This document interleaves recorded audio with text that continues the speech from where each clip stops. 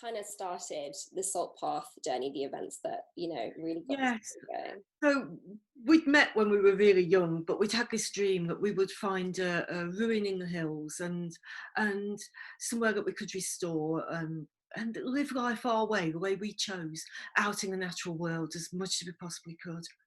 And I think I was about 30 when we found that place. And it really was a ruin. It was holes in the walls and the roof was caving in. But we moved in with our two babies, and that was it.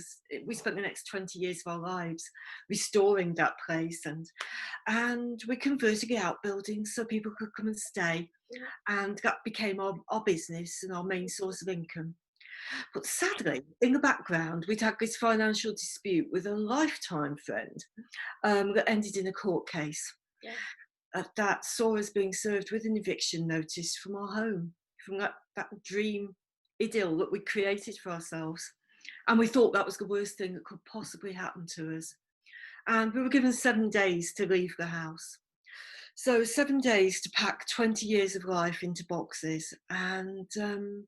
But it was during that week that Moth had a routine hospital appointment Yes. where we thought that we would be told how they were going to fix some ligament damage in his shoulder that we thought had occurred when he'd fallen off the barn roof. Mhm. But when we had that appointment, it was anything but normal. And he was diagnosed with corticobasal degeneration, a neurodegenerative disease that has no treatment and no cure. And the consultant said, really, all I can say is don't get too tired and be careful on the stairs. So we went back to the house with only a few days to go before we had to leave, carried on packing.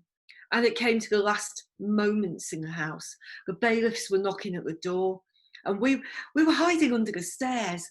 And not because we thought a miracle was going to happen and we wouldn't have to leave, but I think because we just weren't ready to take that final step over the threshold, Yeah. just knowing we'd never ever be able to go back to that house, back to that old life, back to that world we created for ourselves. Mhm. But it was in that moment while we were under the stairs that I spotted a book in a packing case. It was a book I'd read decades earlier by Mark Wallington Mhm. called 500 Mile Walkies. Yes. And it was the story of a young man that walked around the southwest coast path with his dog. And just then, just in that awful moment of knowing that when we stepped out of that door, we were going to become homeless and that there was nothing for us and no help available. Just in that moment, the idea of just filling a rucksack and going for a walk, it just seemed like the most obvious thing to do. And so, yeah, that's what became the book, The Salt Path, was the story of that walk. And do you think the map that you kind of saw, the book that you saw, do you think that you were just kind of reaching out for something, anything to tell you what to do or where to go or give you some Oh, kind of purpose? yeah, absolutely, absolutely. Because we weren't just losing the house, we were losing the whole framework of our lives.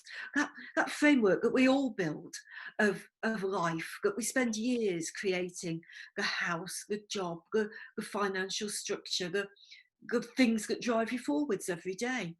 And that was all gone in a moment. And then there was just nothing but a void that we had to find a way to make ourselves just go into the next day, to get up out of bed in the morning, Mhm. if we'd had a bed. What But luxury. yeah, um, yeah. So I think just the idea of following a line on a map seemed to give us a sense of purpose, a sense of reason. And at that moment, we just seized onto that idea of just literally following that line on that map.